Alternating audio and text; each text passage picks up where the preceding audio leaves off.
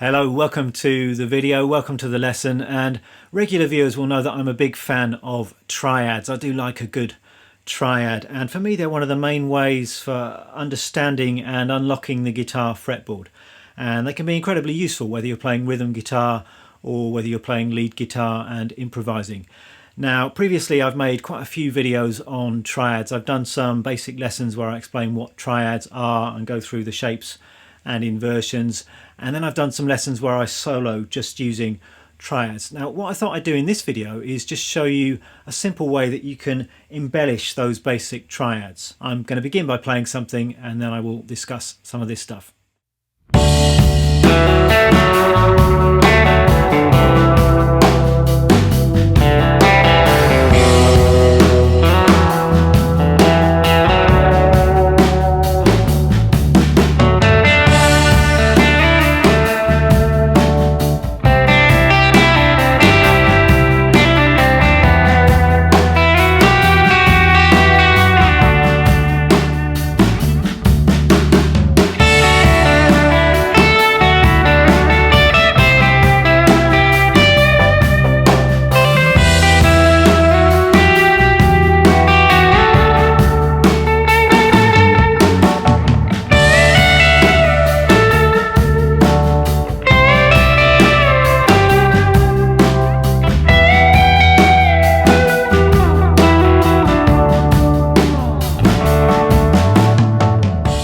So what am I doing here and what am I thinking?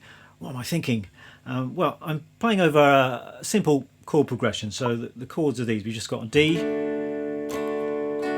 going to a C, going to E minor, and then going back to D again. So we're in the key of D, but we've got that C in there as well. So there's a bit of a Mixolydian flavour going on here. But I'm not using scales to improvise over this. I'm using triads as my starting point. It's something that I really like to do. And with triads, you can't really go wrong because triads are giving you the notes found in each of those chords. And I'm just following the chord progression with the appropriate triad type. But rather than just sticking with triads, and that can be quite an effective approach, very often I'm going to add in some extra notes just to add a bit of extra colour. And it's perhaps a little bit less obvious sounding than just using the triads all of the time. So the way I think of it is you've got these triads which give you your strong, dependable chord tones, and you can use that as your framework or your jumping off point, and then you can start introducing some extra colours. And what extra colours can you use here? And the answer is you can really introduce any other notes as long as you think they sound good. But in practice there are certain notes which are more commonly added to triads than others, and will sound a little bit more natural. And the note that I'm playing around with today is the second, or sometimes referred to as the ninth. And I really like the sound of a triad plus the second, and it's a interesting colour, that ninth. It's colourful, but it's not dissonant sounding, and it's very natural on the ear and easy to use, easy to find nice melodies with this. And you can use this sound really in any style of music. You frequently come across this sound in jazz, and you hear it in players like John Coltrane. And you think of John Coltrane, this towering genius of jazz, and you assume he's going to be doing this amazingly complex stuff with all of these exotic scales and substitutions and superimposing this and that. But if you listen to a lot of his solos, he's actually just outlining the chord changes, often with triads or chord tones and with some slight embellishments. Let's check out how this works on the guitar. And for the purposes of this discussion, I'm assuming you already know your triad basics. If you don't, I've done plenty of other videos on triads, but I'm going to assume you know your triad shapes on the different string sets, your inversions, and you can play them fairly confidently in all keys. So let's start with this D major triad shape here. So root position D major triad. We've got D, F sharp and A. That's the root, major third and perfect fifth. In terms of frets, I'm on the top three strings, fret 7, 7 and 5. So that's our basic triad shape. Now if we want to add the second into that triad shape, I think the easiest way to think about it is if you know where the root note is, then the second is going to be 2 frets higher. So in this particular shape it's root position, so there's the root, and the second is going to be 2 frets higher on the third string. This is an E note, so that's our second. you've in fact got two places where you could play that E note. You could also play it at the 5th fret on the 2nd string. You could think of it as being 2 frets below the 3rd. So the 3rd is F sharp, there's our E. So two possible locations to play that note. Or here. Probably a little bit more practical to play it at the 5th fret with this particular shape. The E at the 9th fret here is just taking you a little bit out of position. So let's play it here. And then we've got a little 4-note shape to play around with. And it's quite natural, I think, to hammer on and pull off between the 2nd and the 3rd when you're using this particular shape.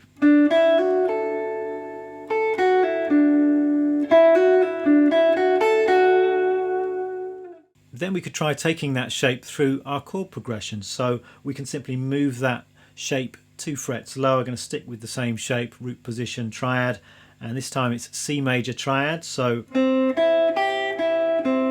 we've got C, E and G, and the 2nd is going to be a D.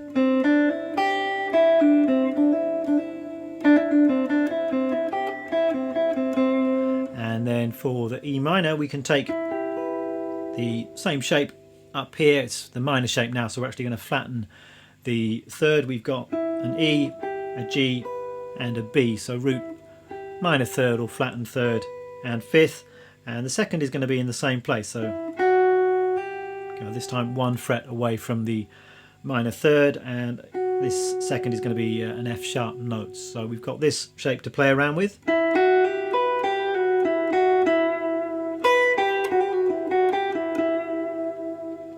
So what I'm going to do is just play through the chord progression, just using those 3 shapes and try and get a bit of music out of it. And I've got my looper pedal here. I've recorded the progression into that. So let me just have a play.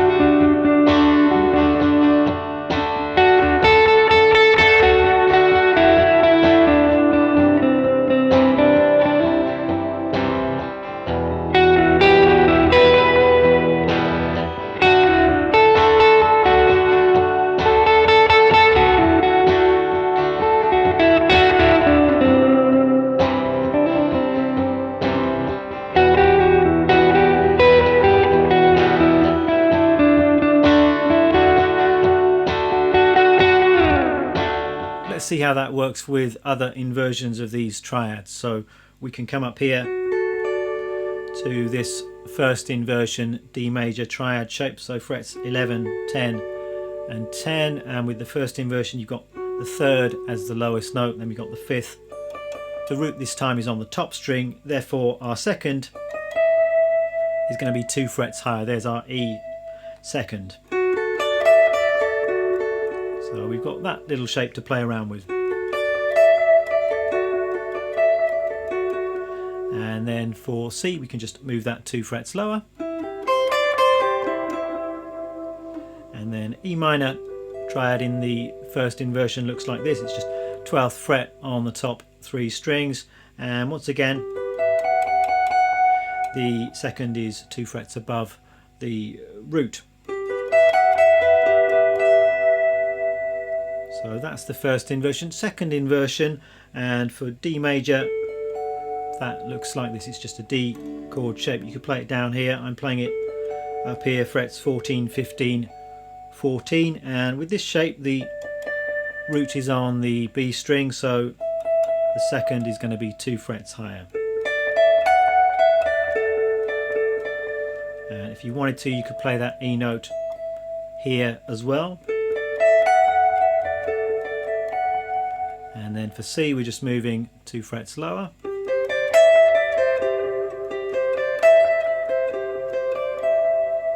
And then for E minor we can play this shape. So this is like a D minor chord shape. I'm playing it up here, fret 16, 17 and 15.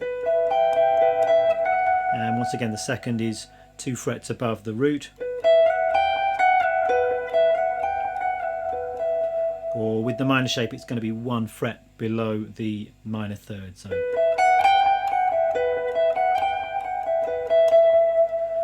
you've got 2 more sets of shapes to play around with. Let me set the loop going again and I'll play something using the first and second inversion triad shapes with the addition of that second.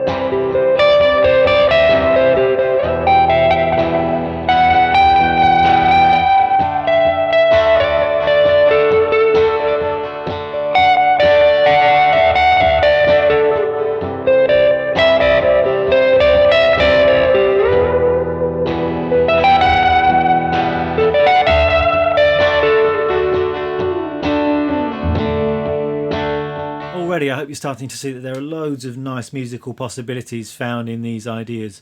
A couple of other things you might like to think about. I do like finding double stops within these shapes. There are lots of nice options here as far as double stops are concerned. So just taking these root position shapes, for example, you've got this nice hammer on from the second to the third, and then you can hold down the fifth on top in that kind of Hendrixy way.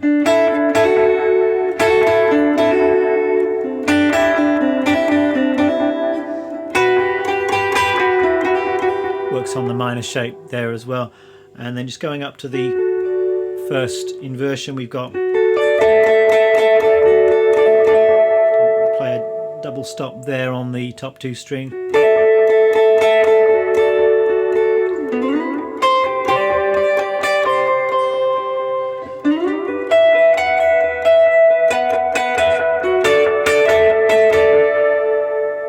And then perhaps my favourite is coming out of this second inversion shape, and you've got this lovely, quite dissonant sounding double stop here. So you've got the E and the F sharp, which is a major second interval.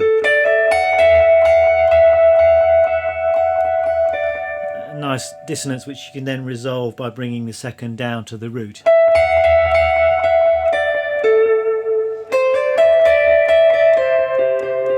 You can also try that on the minor shape as well. So it's got a minor second there, which is really dissonant, but it sounds cool in context.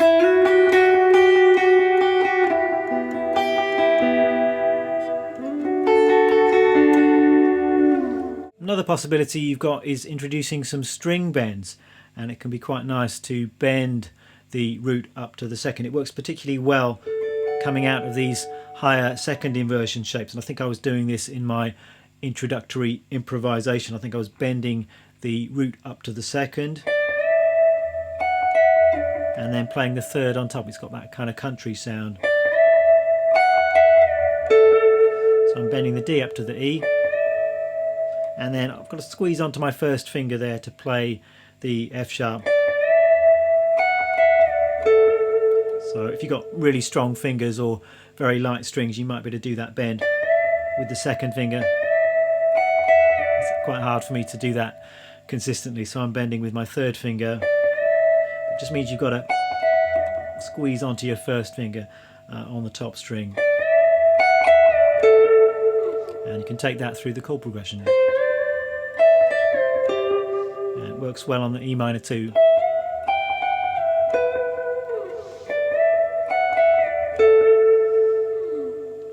So that's the idea. Lots of things to play around with here. And obvious thing to do would be to explore these ideas on the other string sets using those other triad shapes.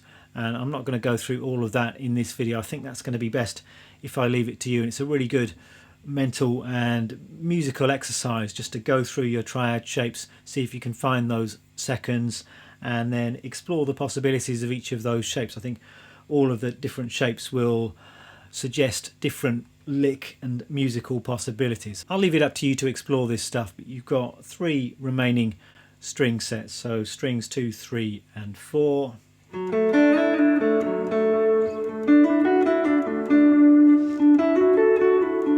So just demonstrating this with the D major triad. Then the next string set is going to be 3, 4 and 5.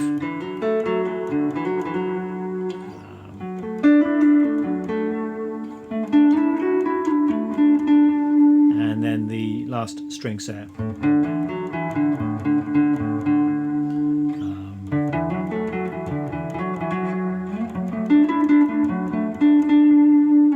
And I just want you to go away, explore this stuff, have fun with it, and I hope it leads you to some new musical discoveries and introduces you to some new and interesting sounds beyond the usual scale-based approach. For those of you who are interested, let me talk about the gear that I'm using today.